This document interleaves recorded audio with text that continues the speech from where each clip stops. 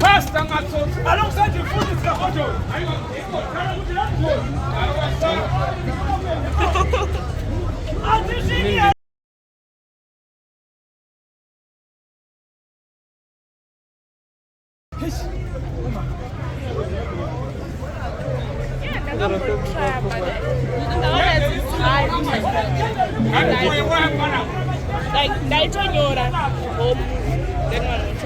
Right, check my number, seriously. Check my number. This is the number that I'm going to make. Don't know which one.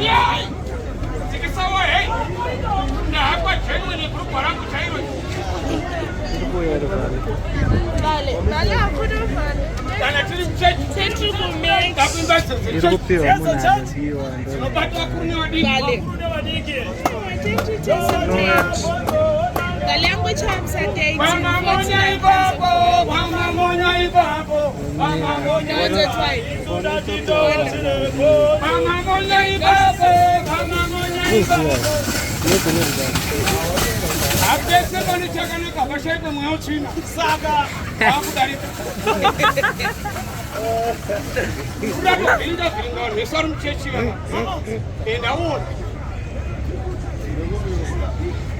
Right?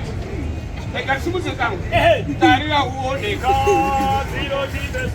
Tarira wood, zero timbers, Musua, Tarira wood, zero timbers, you know, I am simple. I am Tabana. You would want to have hallelujah.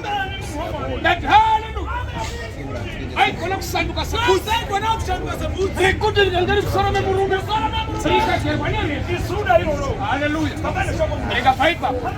Solomon cuts. Where's one shoulder? Roll pipe up. Solomon room. A Roman woman. A roll pipe up. I'm sorry, good. I cannot send us a boot. Sorry, good. I'm Solomon room. Erika pipe. Erika pipe. I know we are my I cannot send us a boot. Sorry, good.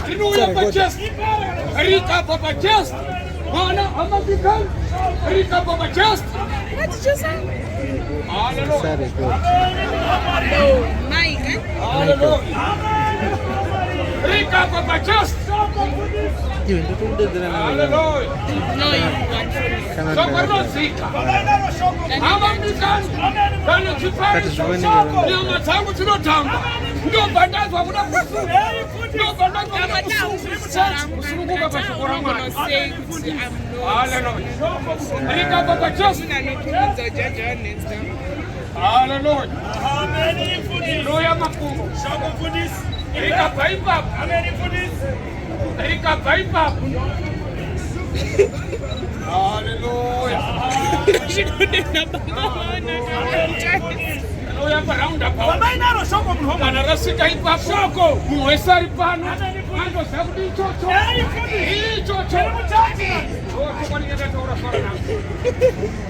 Hallelujah. Amen. Mungu ndo kuja kwa kule ni wana. Au bali sinayo moto. Ndio makao. Iwe.